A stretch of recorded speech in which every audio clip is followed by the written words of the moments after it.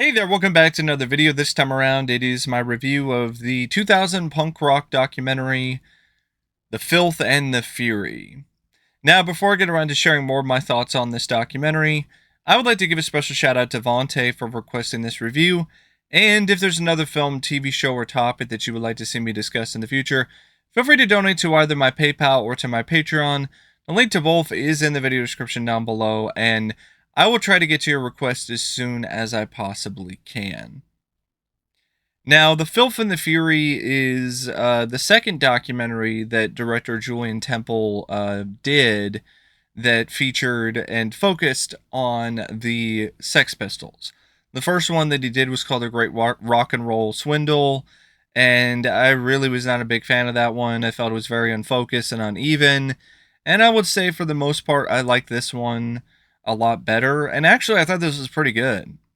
I think Temple's direction in this is far better.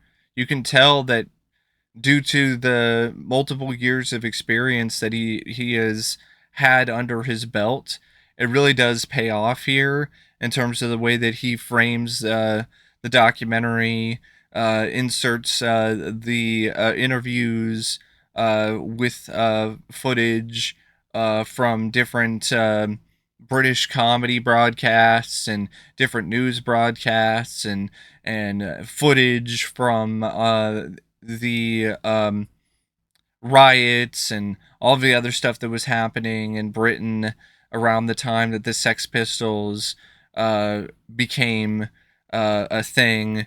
And a lot of documentary directing is really just kind of finding a right vibe, finding a right style, finding the correct flair. And I think that he really nailed creating a film that really did match the anarchist, outrageous, and crass and crude nature of the Sex Pistols. It really did match that very well. Like, you have a lot of footage that's pretty racy, pretty over the top, that's spliced in with interviews with the surviving members of the Sex Pistols, and you even have the music video footage that's edited in there, or live broadcasts, or interviews with other members like Sid Vicious and other people in the band from back in the day. And it just, to me, is just a lot better documentary because it has a clear focus this time. It's really about the rise and fall of the Sex Pistols. So it talks about the formation of the band, and then it goes into their first successes and how they initially caught the eye and the ire of so many people, and then their various different uh, failures with these other record companies who signed them, and then they didn't like what they stood for and what they were about and their behavior, and so they fired them, but only after paying them a lot of money, and that happened like more than once. And then they talk about their decline, when the members started to infight with one another and started to really get into a lot of blows with their manager, and the whole stuff with Sid and his addition to the band, because he originally wasn't in the band. That's something I didn't necessarily know. Like, I thought Sid Vicious was there from the beginning, but he wasn't. He was actually added to the band later, and that caused some friction with another band member that was there before Sid, and then he eventually left, and so then there was already turmoil that was happening even before they ultimately fell completely apart at the seams. And then, it details their fall when they went on the American tour and their last concert, and then the eventual breakup, and the murder of Nancy Spungen, and the death of Sid Vicious, and the death of the Sex Pistols. So yeah, I think that Temple did a good job in terms of weaving all these different narratives and these stories together in terms of the Sex Pistols portion of it. Now, when it comes to anything deeper than that, though, not so much. There's a lot of footage from some old a version of Richard III that he inserts throughout the film. I guess to try to insinuate that the Sex Pistols were some kind of political anarchists, and that they did a lot of their stuff for political reasons, and they were trying to overthrow the status quo, and in some ways that is accurate, but in other ways it's not. But he just tries to paint it as if that was really like the main thing. The main draw for the Sex Pistols is anarchy, and talking about uh, the UK, and the situation that it was in terms of the rule at the time, and all of the different guidelines, and how there was this massive chasm between the rich and the poor, and so on and so forth. And a lot of that is just, to use a British term, pure tosh. Like it's just absolute bollocks. That's not really at all what actually is the reality when it comes to the Sex Pistols and the formation of their band and why they made their music. That's a total fabrication by Julien Temple, and that's one of the things about Julien Temple's involvement in this that I feel is a bit of a negative, is because yet again he feels like he has to fashion some kind of narrative that isn't necessarily true. That's what happened with the Great Rock and Roll Swindle with McLaren and his whole involvement with everything, and his part in the breakup and the decline and the fall of the Sex Pistols and the creation of the Sex Pistols. And it's the same thing here, but this time around, it's the Sex Pistols having some kind of deeper meaning and a deeper reason for why they decided to make music. And I don't know if that's necessarily a Temple thing, or it's a Sex Pistols thing, or it's a bit of both, but it definitely is something that when you do your research and you look into other recollections from the band members, and other interviews and other stuff involving the Sex Pistols, it really does paint a different picture, a picture that is a lot less clear cut. And I get why Temple would want to choose something that's a little bit more clear cut in order to create a much more cohesive documentary. But the Sex Pistols have always been a band that was very much the antithesis of order. So it really wouldn't be that out of place to have something that was a little bit less polished when it comes to their origin and why they decided to become a band and what they stood for and so on and so forth. Um, because yeah, I did my own research, and I found out that there were a lot of contradictory statements. That in the past, other members of the band had said completely different things about why they formed the band and what they were doing, and why they were doing punk music, and why they formed the Sex Pistols, and so on and so forth. And so I think in large part it might have to do with the surviving band members who, over the years, their stories have changed in terms of the events. Maybe due to the fact that some of them, their brains are a bit fried because of all the drugs and all the other stuff that they did, or continue to do, or they just don't necessarily have a clear recollection of what happened, or they just have deluded themselves into believing something that isn't actually the truth, which happens from time to time, where people believe in a side of a story that is completely fabricated to the point where they genuinely believe that that's actually what happened, and that's what they remember, and that's the reality, and that's the truth of it. So I think the truth when it comes to the Sex Pistols and what they stood for and why they made their music and why they became a band is honestly a little bit more complicated and not as cut and dry as this documentary makes it out to be. But I still liked the parts of the documentary that were showing the culture at the time, that were showing the divide between the working class and the rich, and showing the mountains of trash that were piled up all over the streets because even the garbage people were on strike. It really shows that there was a lot of people in England and Britain and the UK that really were waiting for something like punk rock. They were waiting for the Sex Pistols to come in and do Anarchy in the UK and provide an outlet for them to express their frustrations and their own angst and their own ire towards the establishment. So I feel that that was something that I think made the documentary definitely interesting, especially early on.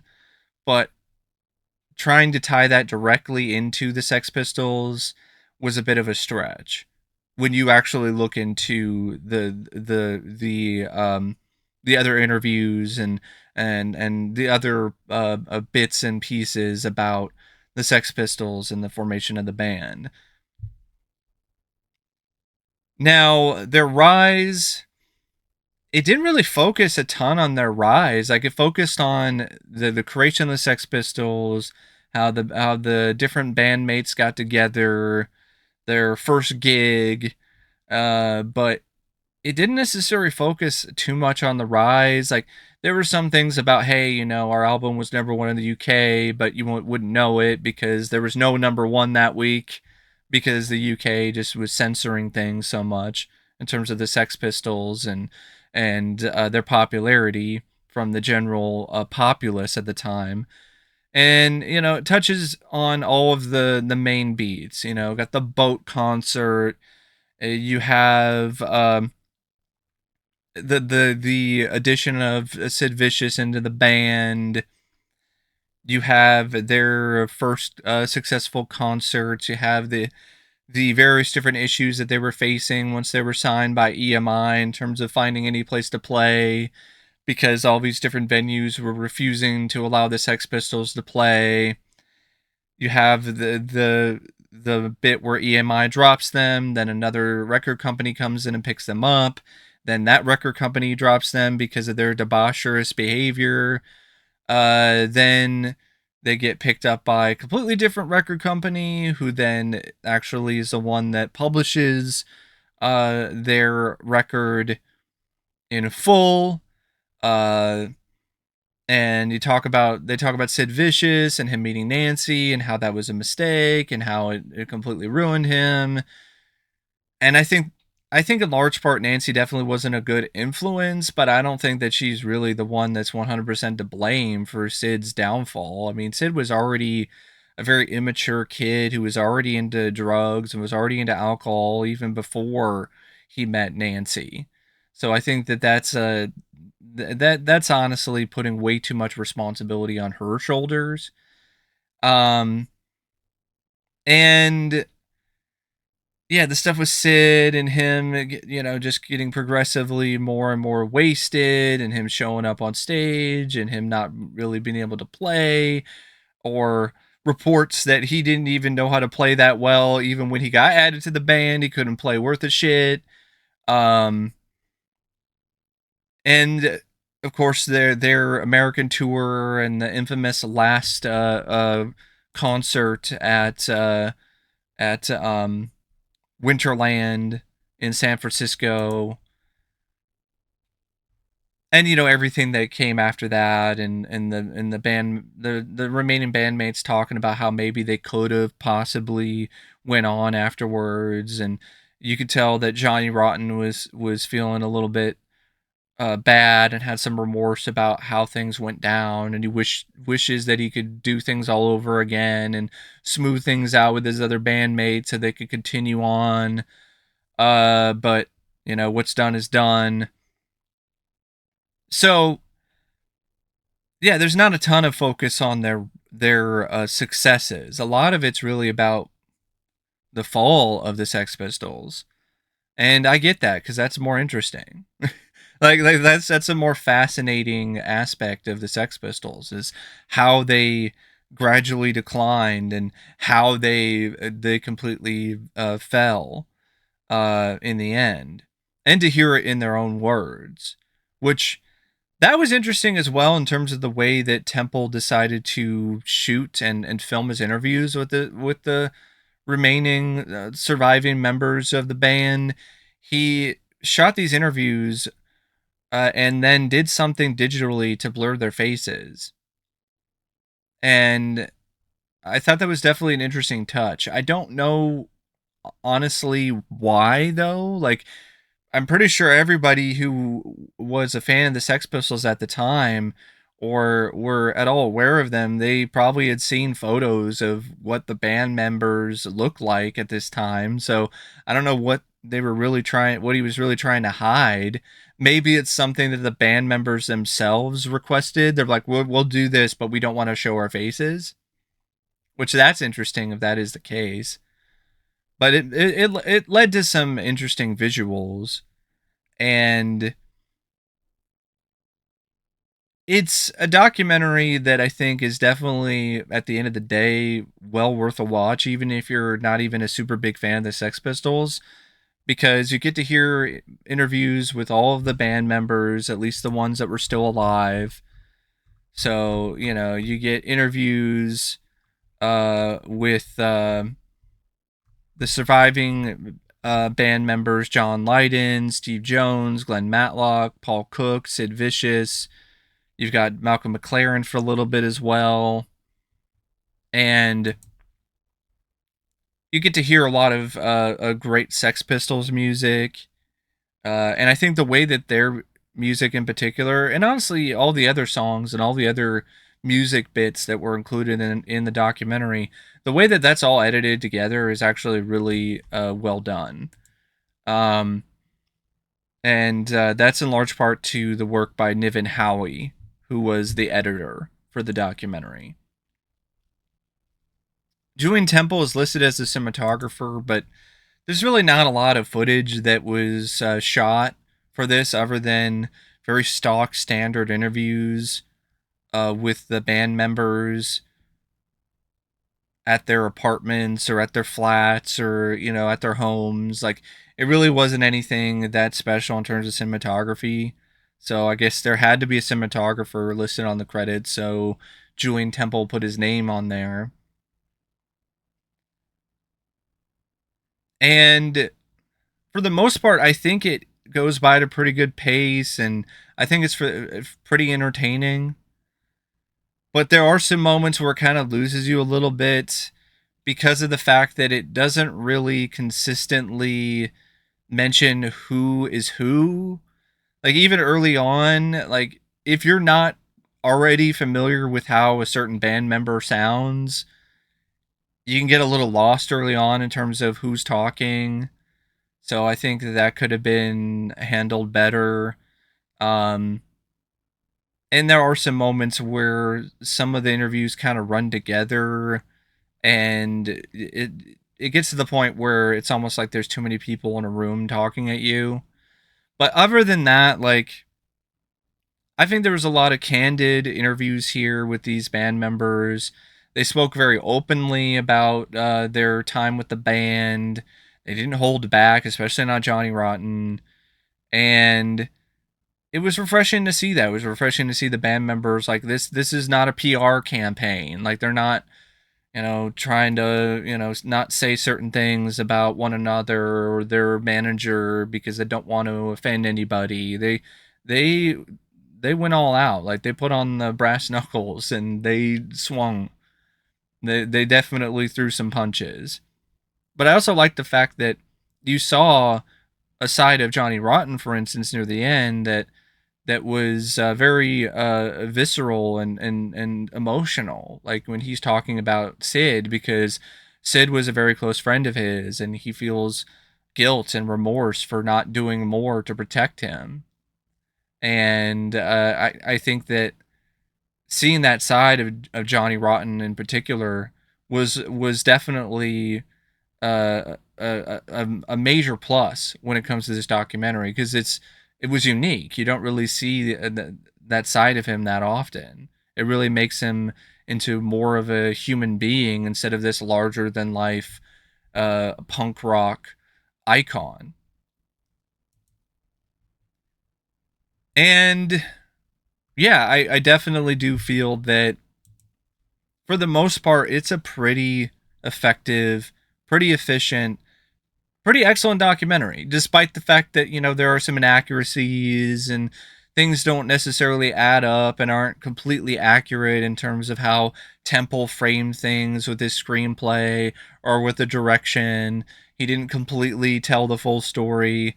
But at the end of the day, I don't think any filmmaker would have ever been able to tell the full story, because of the fact that I don't think a lot of these band members at the time even remembered what the full story was in the first place.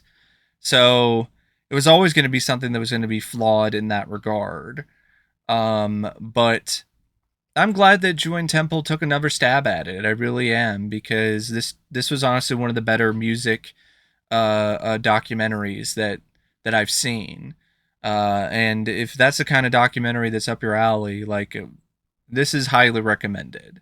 But anyway, thanks for watching uh, my review of The Filth and the Fury. And until next time, I'll see you later. See ya.